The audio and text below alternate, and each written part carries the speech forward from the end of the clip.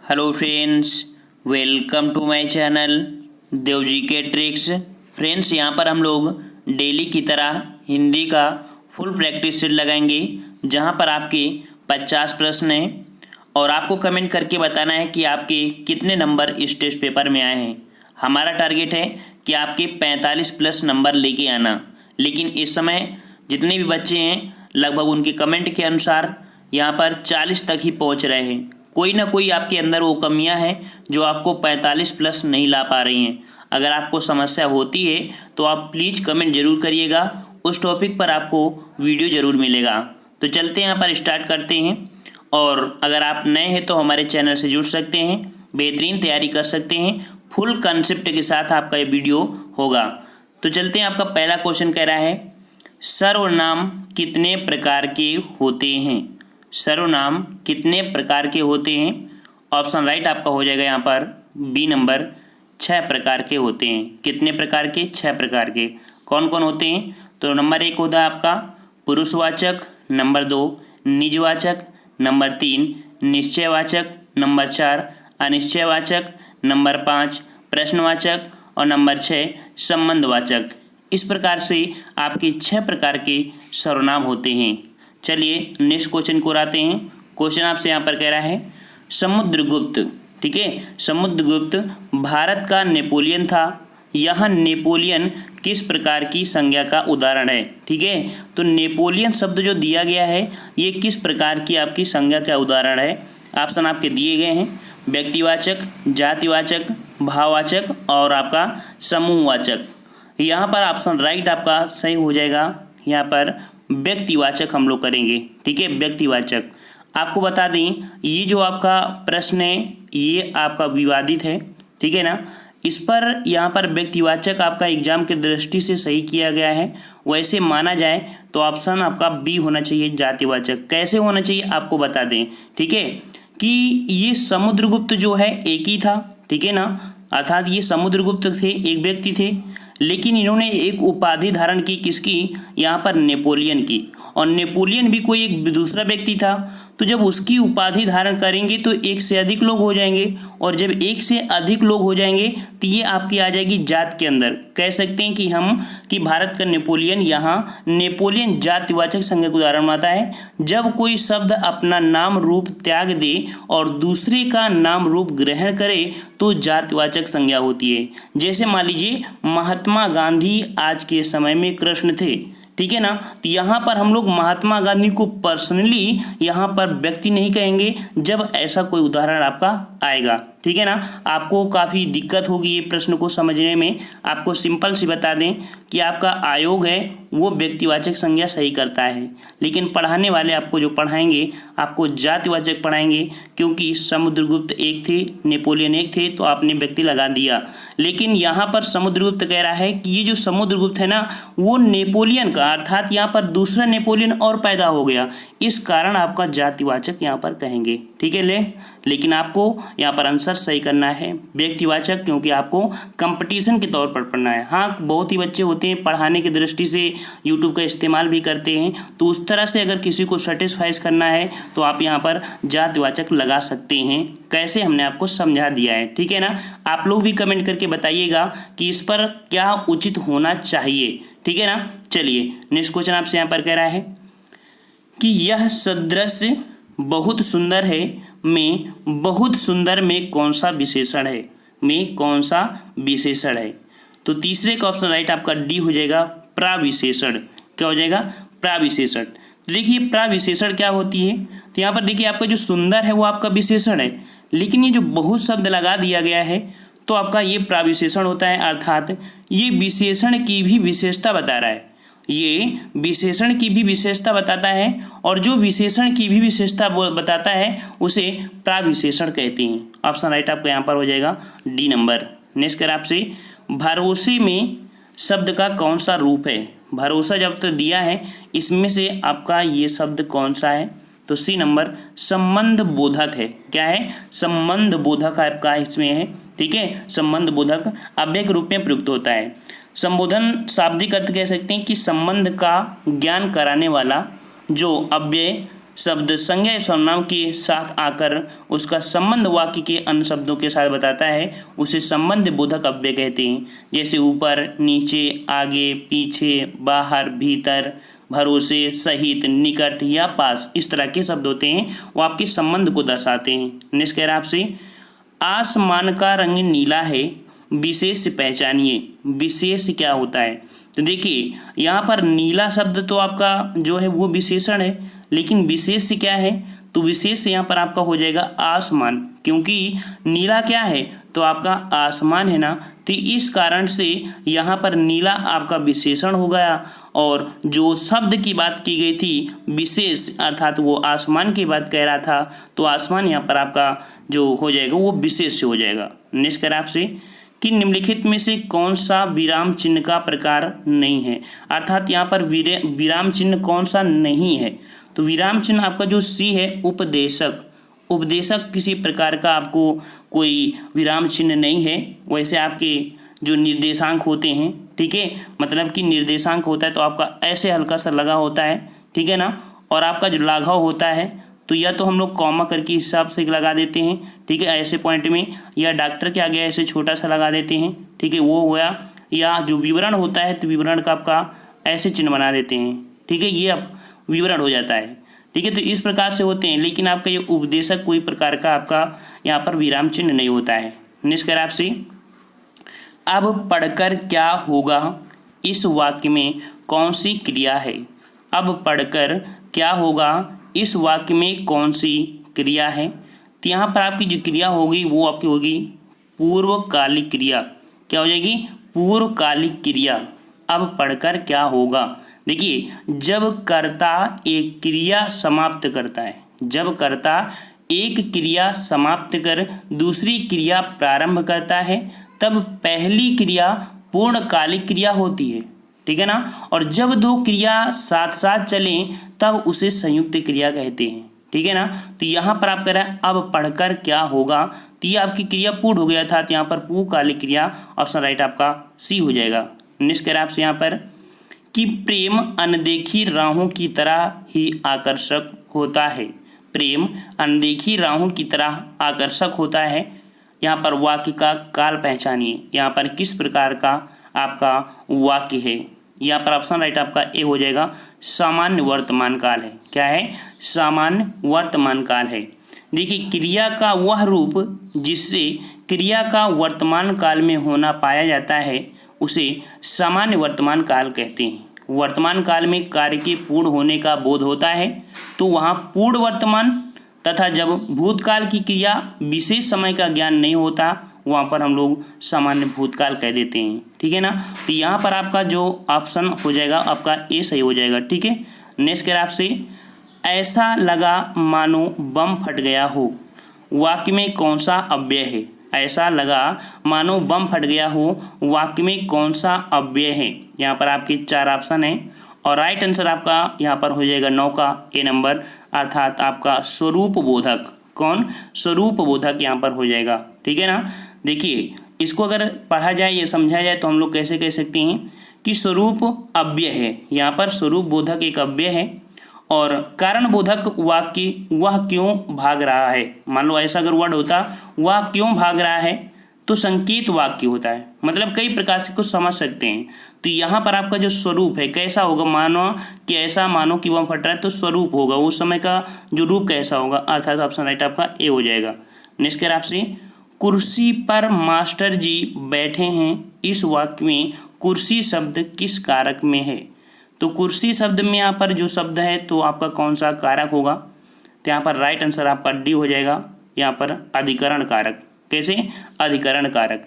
देखिए कुर्सी पर मास्टर जी बैठे हैं तो यहाँ पर शब्द आपका दर्शाता है कि आपका ये आपका अधिकरण होता है, ठीक है। जैसे कि मान लीजिए वह अधिकरण कारक कहलाता है, इसमें पर भीतर चिन्हों द्वारा प्रकट करते हैं। कुर्सी पर मास्टर जी बैठे हैं, मान लो एक उदाहरण और ले लेते हैं, मैं 5 मिनट में आ रहा हूँ, तो मैं शब्द आपका हो जाएगा। इसी प्रकार का आपका जो ये पर है वो आपका यहाँ पर अधिकरण कारक हो जाएगा, ठीक है। नेक्स्ट क्वेश्चन को आते हैं। क्वेश्चन आपसे कह रहा है, ठठेरा शब्द का लिंग परिवर्तित कीजिए। ठठेरा का जो लिंग परिवर्तित होगा वो आपका लिंग परिवर्तन करेंगे तो आपका बन जाएगा क्या, ऑप्शन राइट आपका 11 का ये हो जाएगा ठठेरिन। क्या हो जाएगा, ठठेरिन। इस प्रकार से ठठेरिन लिखते हैं, ठीक है, ठठेरिन लिखते हैं। सब में कहीं ना कहीं आपका गलतियाँ दिया गया है। नेक्स्ट कह रहा है आपसे यहाँ पर सदैव एक वचन में प्रयुक्त होने वाला शब्द बताइए, अर्थात एक वचन में जो शब्द प्रयोग होता है वो आपका कौन सा शब्द है, ठीक है ना। तो 12 का ऑप्शन राइट आपका यहाँ पर हो जाएगा सी, अर्थात जो सहायता है ये आपका सदैव एक वचन में प्रयोग किया जाता है, ठीक है ना, एक वचन में प्रयोग किया जाता है।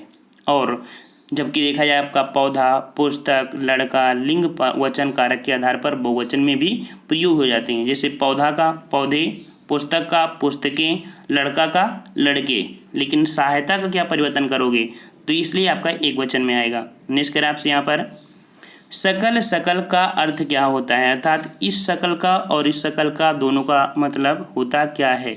ऑप्शन आपका सी हो जाएगा। इस सकल का मतलब होता है संपूर्ण और इस सकल का मतलब होता है अंश होता है, ठीक है। तो ऑप्शन राइट आपका सी हो जाएगा, संपूर्ण और अंश होता है इसका मतलब। नेक्स्ट क्वेश्चन आपसे यहाँ पर दिया गया है जो कि आपका हिंदी अनुवाद दिया गया है, ठीक है। What we are they did is the passive worth का हिंदी अनुवाद क्या होगा, इसका हिंदी क्या होगा। तो हमने आपसे बताया है अगर मान लो आपकी इंग्लिश वीक है और आपको मीनिंग नहीं आ रही है तो आप तुक्का मत लगाइए। तुक्का लगाएंगे तो आपका वो तो नंबर जाएगा, माइनस मार्किंग भी चले जाएंगे। तो ऐसी स्थिति में आपको नहीं लगाना, लेकिन हम आपको यहाँ पर अर्थ बता दे रहे हैं। इसका ऑप्शन राइट हो जाएगा सी नंबर, अर्थात उन्होंने जो कुछ किया वह प्रशंसनीय था, इसका मतलब आपका ये दिया है, ठीक है। नेक्स्ट करें आपसे निम्नलिखित में से नासिक व्यंजन कौन सा है, नासिक व्यंजन कौन सा है। तो आपको बिल्कुल सिंपल है कि नासिक व्यंजन अर्थात वो नासिक व्यंजन जो कि पंचम वर्ड होते हैं, ठीक है। और पंचम वर्ड में आपका जो दिया है वो आपका दिया कौन सा, 15 का ऑप्शन राइट बी हो जाएगा। ये आपका इया, ठीक है, इया जो आपका है ये आपका पंचम वर्ड होता है। पंचम वर्ड में आपके कौन हो जाएगा, जैसे आपका पहले वाले में होता है अड़ा, है ना, अड़ा ना मा, इस तरह के होते हैं पंचम में। नेक्स्ट कर आपसे निम्नलिखित में से एक की वर्तनी अशुद्ध है। देखिए आपकी वर्तनी अशुद्ध किसकी है यहाँ पर, ठीक है। तो 16 का ऑप्शन राइट आपका यहाँ पर हो जाएगा बी नंबर जो दिया है शुश्रूषा, ठीक है। शुश्रूषा ये आपका अशुद्ध वर्तनी है, ठीक है, अशुद्ध वर्तनी है। अगर देखा जाए कि इसका शुद्ध रूप होता क्या है, तो शुद्ध रूप आपका होता है यहाँ पर जो यहाँ पर सेकंड नंबर आपका दिया है, यहाँ पर ये आपका यहाँ पर शुद्ध दिया गया है इसका, ठीक है ना। इसका यहाँ पर ये दिया है वो आपका शुद्ध दे दिया गया है यहाँ पर।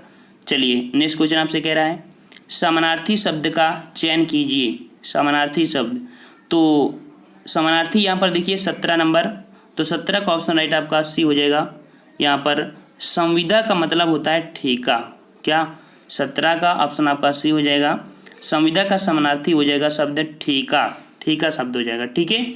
चलिए नेक्स्ट क्वेश्चन आपसे कह रहा है चौकी का तत्सम रूप बताइए। चौकी का तत्सम, तो चौकी का तत्सम रूप आपका हो जाएगा चतुष्पदिका। क्या हो जाएगा, चतुष्पदिका, अर्थात ऑप्शन राइट आपका सी हो जाएगा, चतुष्पदिका यहाँ पर आपका हो जाएगा। देखिए संस्कृत के ऐसे शब्द जिन्हें हम ज्यों का त्यों प्रयोग में लाते हैं उन्हें तत्सम शब्द कहते हैं, ठीक है ना। चलिए नेक्स्ट क्वेश्चन आपसे कह रहा है 19 नंबर घोटक का सही तद्भव शब्द चुनिए। अर्थात जो घोटक है इसका तद्भव क्या होता है, तो तद्भव होता है आपका घोड़ा, अर्थात ऑप्शन आपका बी हो जाएगा। घोड़ा यहाँ पर तद्भव है और घोड़े का तत्सम होता है आपका घोटक होता है। क्या होता है, घोटक। यहाँ पर आपका दिया है गधा, गधा आपका तद्भव है और इसका अगर हम लोग तत्सम बनाएंगे तो गर्धव हो जाएगा। गर्धव मतलब गधा, ठीक है ना। और यहाँ पर आपका दिया है घट, और घट का जो होता है तद्भव वो घड़ा होता है, ठीक है। घट का होता है घड़ा होता है यहाँ पर, ठीक है। घट का क्या हो जाएगा, घड़ा हो जाएगा। नेक्स्ट क्वेश्चन आपसे कह रहा है जल कामा प्राण कामा पुत्र किस शब्द के अनेकार्थी हैं। अर्थात यहाँ पर जो जल है, प्राण है, पुत्र हैं, यहाँ पर ये 4 ऑप्शन में किसके अनेकार्थी शब्द हो जाएंगे। तो 20 का ऑप्शन राइट आपका यहाँ पर कौन सा हो जाएगा, 20 का हो जाएगा आपका डी, अर्थात जीवन की ये आपके अर्थ होते हैं जल प्राण पुत्र, ठीक है। ये आपके अनेकार्थी होती हैं, जल प्राण पुत्र जिंदगी जीविका निर्वाह आदि, ये सब इसी प्रकार के सार के तत्व के अनुसार प्रयोग में लाए जाते हैं। नेक्स्ट कह रहा है जिस समास का पूर्व पद या मतलब पहला पद प्रधान हो उसे कौन सा समास कहते हैं। तो देखिए आपके जो समास होते हैं वो आपके 6 प्रकार के होते हैं। ठीक है, कितने प्रकार के? 6 प्रकार के होते हैं।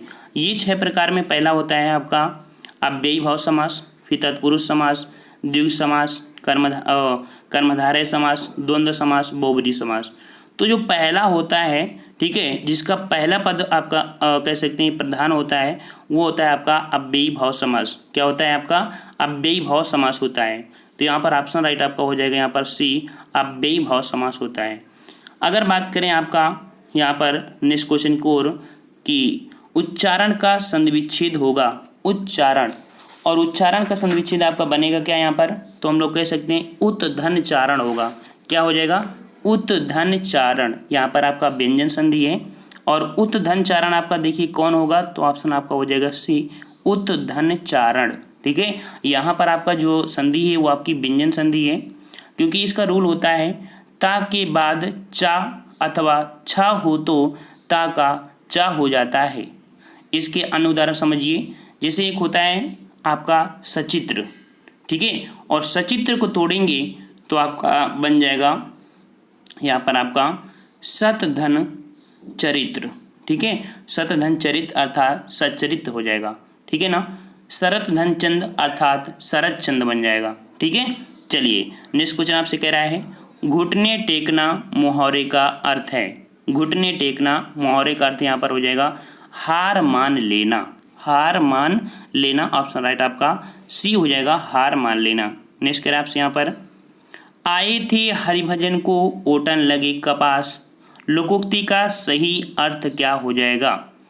तो इसका जो मतलब होता है, ठीक है, आए थे हरिभजन को ओटन लगे कपास, कह सकते हैं वांछित कार्य को छोड़कर अन्य कार्य में लग जाना। ठीक है, वांछित कार्य को छोड़कर अन्य कार्य में लग जाना, इसका मतलब आपका ये होता है। ठीक है ना, मतलब काम ये था और काम कुछ दूसरा करने लगे।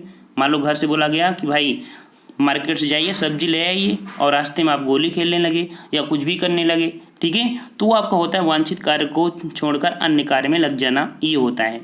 नेक्स्ट कह रहा है आपसे जो हमेशा रहने वाला है, ठीक है, जो हमेशा रहने वाला है उसको कहते हैं, उसको क्या कहते हैं? उसे बोलते हैं शाश्वत। क्या बोलते हैं? उसे शाश्वत बोलते हैं। ऑप्शन राइट आपका यहाँ पर हो जाएगा ए नंबर, शाश्वत। नेक्स्ट कह रहा है आपसे सूर्य का पर्यायवाची शब्द बताइए। सूर्य का पर्यायवाची, तो सूर्य का पर्यायवाची होता है यहाँ पर मार्तंड। ठीक है, क्या होता है? मार्तंड, अर्थात ऑप्शन राइट आपका यहाँ पर बी हो जाएगा, मार्तंड यहाँ पर सूर्य का पर्यायवाची होता है। यहाँ पर आपके कह सकते हैं कि प्रकाश, तेज एवं भास्कर, ये सूर्य के अन्य पर्यायवाची, जैसे कि मान लीजिए ये आपके ये समझ लीजिए आपका मार्तंड यहाँ पर सही है ना। और यहाँ पर आपके और भी अगर इनके देखा जाए कि और भी पर्यायवाची क्या होती है, तो तरण, आदित्य, दिवाकर, प्रभाकर, दिनकर, भास्कर, ये होते हैं आपके जो सूर्य के पर्यायवाची होते हैं। ठीक है ना, चलिए नेक्स्ट क्वेश्चन आपसे कह रहा है नीचे दिए गए वाक्यों में कौन सा वाक्य त्रुटिहीन है। कौन सा वाक्य त्रुटिहीन है यहाँ पर? ठीक है, तो यहाँ पर देखिए उसमें से क्रम का दोष आपको मिलेगा कोई ना कोई आपका यहाँ पर, और इसका ऑप्शन राइट आपका जो मानेंगे इनमें चारों जब पढ़ेंगे तो आपको यहाँ पर एक पॉइंट निकलेगा आपका 27 के डी नंबर में। ठीक है, डी नंबर में मेरे घर के पास पान की एक दुकान है, ये वाक्य आपका त्रुटिहीन है। ठीक है, त्रुटिहीन है यहाँ पर, ऑप्शन राइट आपका 27 हो जाएगा, डी नंबर। ठीक है, मेरे घर के पास पान की एक दुकान है, सही वाक्य इस प्रकार से बनेगा। क्या बनेगा? मेरे घर के पास पान की एक दुकान है, अर्थात पान की एक दुकान है, एक शब्द यहाँ पर आपका लगेगा। ठीक है ना, चलिए नेक्स्ट क्वेश्चन आपसे यहाँ पर कह रहा है कि निम्नलिखित शब्द में प्रयुक्त प्रत्यय के लिए, निम्नलिखित शब्द में प्रयुक्त प्रत्यय के लिए सही विकल्प चुनिए। अर्थात यहाँ पर आपका मच्छरदानी में आपसे प्रत्यय पूछा है, और प्रत्यय मतलब होता है कि पीछे, अर्थात शब्द के पीछे लग जाने से उसका अर्थ बदलता है। यहाँ पर आपका जो शब्द पीछे लगा है मच्छरदानी, मच्छरदानी, तो मच्छरदानी में आपका यहाँ पर जो हो जाएगा वो आपका कौन हो जाएगा? 28 का ऑप्शन राइट आपका डी हो जाएगा, मच्छरदानी, दानी, अर्थात ऑप्शन राइट आपका डी हो जाएगा, यहाँ पर प्रत्यय डी हो जाएगा। नेक्स्ट कह रहा है आपसे कि निम्नलिखित शब्द में से प्रयुक्त सही उपसर्ग का चयन करिए। उपसर्ग और उपसर्ग क्या होता है, किसी शब्द के पहले लगता है, ठीक है ना। अर्थात यहाँ पर कह रहा है उत्कर्ण, ठीक है, उत्कर्ण, और उत्कर्ण में आपका जो हो जाएगा उपसर्ग वो आपका क्या हो जाएगा, 29 का हो जाएगा उत, क्या हो जाएगा, उत। यहाँ पर ऑप्शन राइट आपका यहाँ पर हो जाएगा ए नंबर उत, ठीक है। चलिए नेक्स्ट कह रहा है आपसे कि निम्नलिखित में से मिश्र वाक्य है, मिश्र वाक्य है। तो देखिए आपका पहले ये पता होना चाहिए कि मिश्र वाक्य होता क्या है ना। तो मिश्र वाक्य क्या होता है, तो जिन वाक्यों में एक प्रधान उपवाक्य हो तथा दूसरा आश्रित हो, अर्थात जो पहला प्रधान है उसी से दूसरा आश्रित हो, या कह सकते हैं आपका गौड़ हो तो उपवाक्य हो, ठीक है, मतलब गौड़ उपवाक्य हो, तथा दोनों वाक्य आपस में जो वर्ड होते हैं कुछ आपके जब तब, कौन से वाक्य से जुड़े हों, जब तब, जहाँ वहाँ, अगर, तो इत्यादि शब्दों से जुड़े हों तो वाक्यों को मिश्र वाक्य की श्रेणी में रखा जाता है। जैसे यहाँ पर आपका 30 है और 30 में ऑप्शन राइट आपका यहाँ पर जो सही होगा वो आपका कौन सा सही होगा। अब आपका तो सही हो जाना चाहिए डी नंबर, अर्थात ज्यों, ठीक है, ज्यों ही घर से निकला वर्षा होने लगी। तो हमने आपको बताया था कि कुछ वर्ड होते हैं ज्यों त्यों, ऐसे वर्ड जुड़े होते हैं जो आपके इसके अंतर्गत आते हैं। डी ऑप्शन यहाँ पर सही हो जाएगा। नेक्स्ट करें आपसे, निम्नलिखित शब्दों का सही विलोम चुनिए, सही विलोम चुनिए। तो यहाँ पर आपका जो विलोम परोक्ष कह रहा है, परोक्ष, तो परोक्ष का विलोम आपका यहाँ पर हो जाएगा प्रत्यक्ष, क्या हो जाएगा, परोक्ष मतलब यहाँ पर विलोम हो जाएगा प्रत्यक्ष, साक्षात, ठीक है ना। तो प्रत्यक्ष यहाँ पर ऑप्शन राइट आपका ए हो जाएगा, प्रत्यक्ष।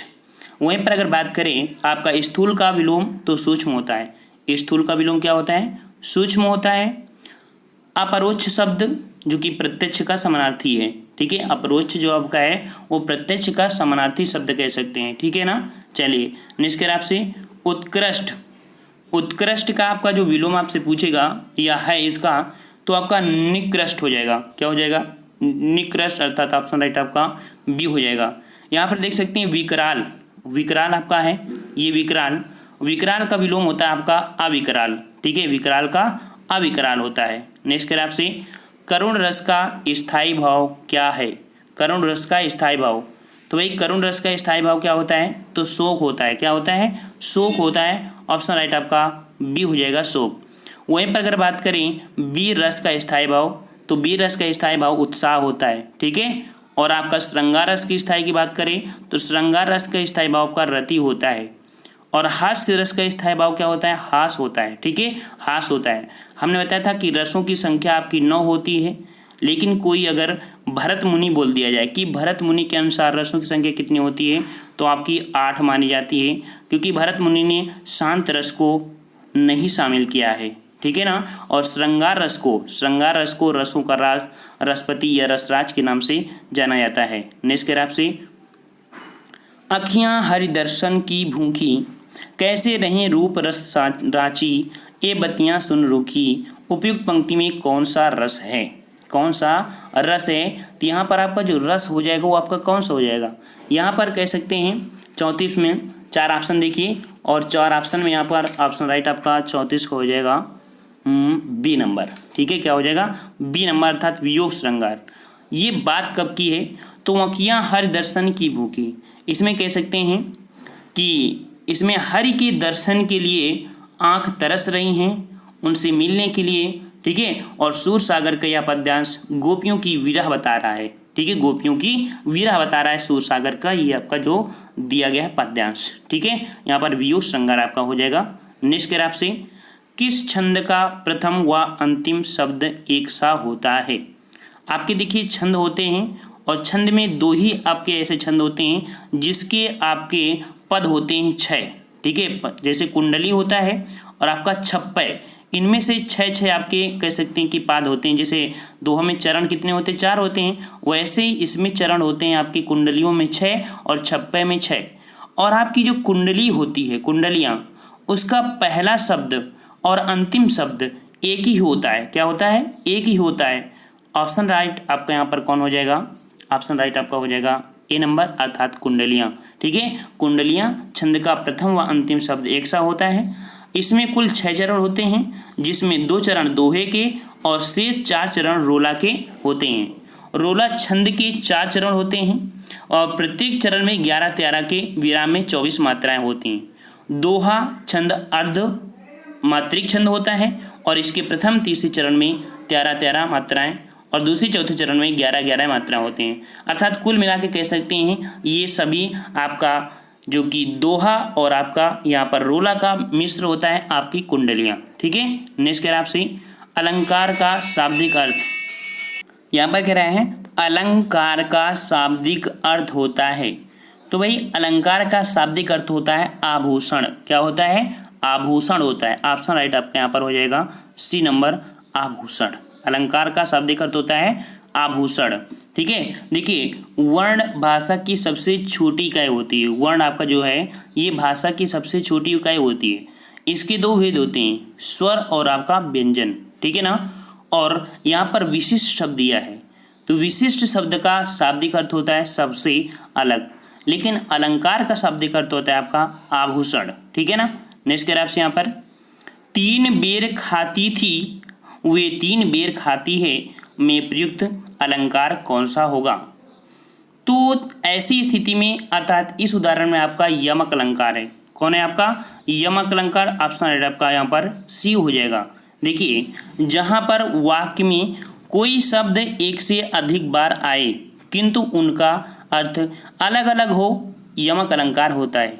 यहाँ पहले 3 बेर का अर्थ है, अर्थात ये जो आपका 3 बेर है इसका आपका जो अर्थ होगा वो 3 बेर संख्यावाची है। ठीक है। और दूसरे 3 बेर का जो मतलब है वो आपका कह सकते हैं समय। समय मतलब सुबह, दोपहर, शाम के खाने से है।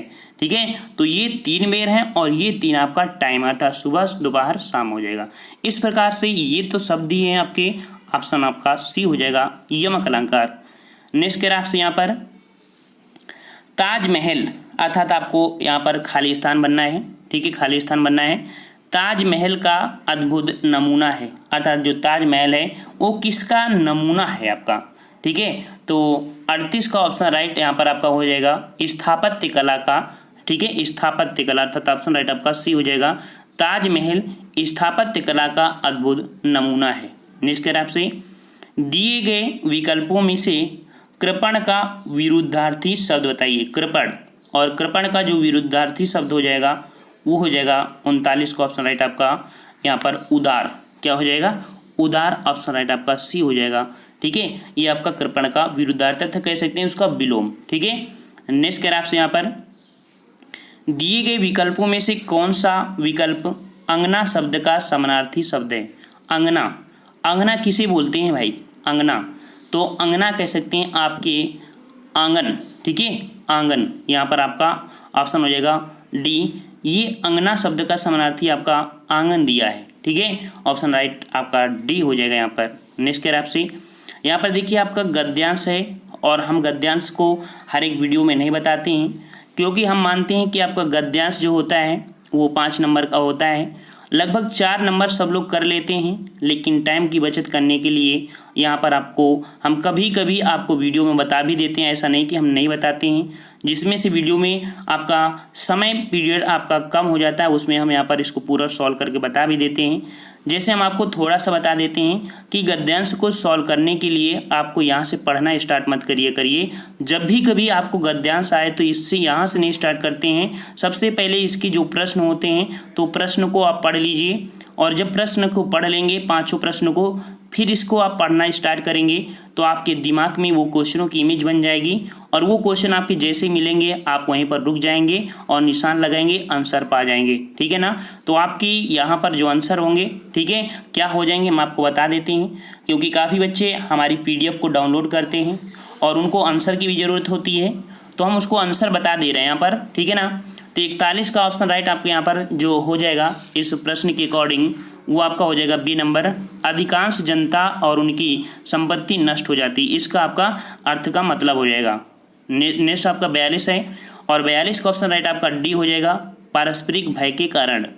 ऑप्शन 3 आपका है एटम बम की अपार शक्ति का प्रथम अनुभव कैसे हुआ। तो 43 का ऑप्शन राइट आपका ए हो जाएगा जापान में हुई भयंकर विनाश लीला से। 44 नंबर आपसे पूछ रहा है तो 44 का ऑप्शन राइट आपका सी हो जाएगा। जापान गिराए गए अणुबम से है, ये हम नहीं बता रहे हैं, ये आपका जो गद्यांश दिया है उसमें आपका ये वर्ड दिए गए हैं, आप ढूंढिएगा आपको जरूर वहाँ पर मिलेंगे।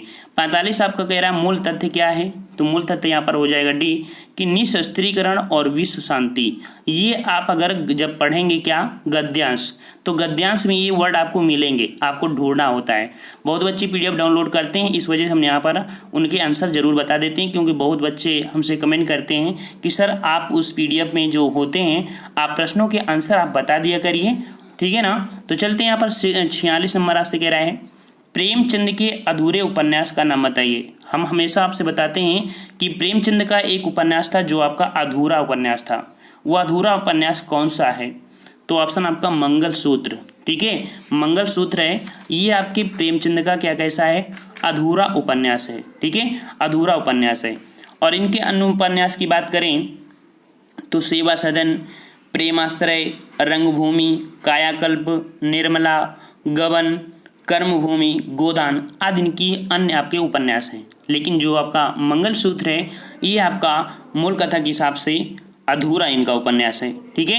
नेक्स्ट आपसे हंस पत्रिका के संपादक थे, हंस पत्रिका के संपादक, तो हंस पत्रिका के संपादक हो जाएंगे यहाँ पर कौन से, ऑप्शन राइट आपका हो जाएगा प्रेमचंद, ऑप्शन राइट आपका ए यहाँ पर हो जाएगा प्रेमचंद हो जाएंगे, ठीक है। और यह जो आपकी पत्रिका है ये पत्रिका आपकी 1930 ईस्वी में, कब 1930 ईस्वी में बनारस या कह सकते हैं वाराणसी से प्रकाशित होती थी। जबकि शेष इस प्रकार से हैं, जैसे आपका यहाँ पर निराला, निराला किसकी है, तो निराला आपकी समन्वय पत्रिका है जो कि कलकत्ता से प्रकाशित होती थी 1922-23 में, ठीक है, 1922 से 23 में कलकत्ता से प्रकाशित होती थी। यहाँ पर आपकी धर्मवीर भारती है, और धर्मवीर भारती जो कह सकते हैं कि धर्मयुग है पत्रिका आपकी चलती थी, धर्मवीर भारती की एक धर्मयुग पत्रिका, और ये पत्रिका मुंबई से प्रकाशित होती थी।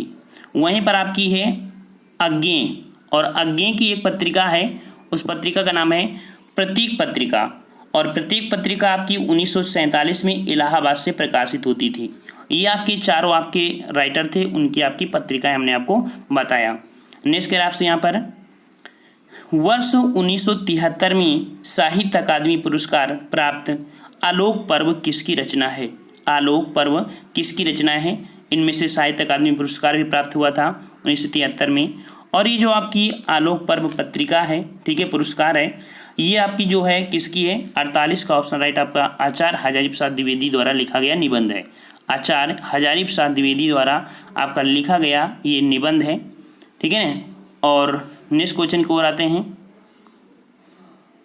क्वेश्चन आपसे कह रहा है कि निम्नलिखित में से राष्ट्र कवि कहलाते हैं। राष्ट्र कवि किसे कहते हैं भाई, तो राष्ट्र कवि किसे कहते हैं, तो आपके मैथिली शरण गुप्त को, ठीक है, मैथिली शरण गुप्त को राष्ट्र कवि की संज्ञा से अभिभूत किया गया है।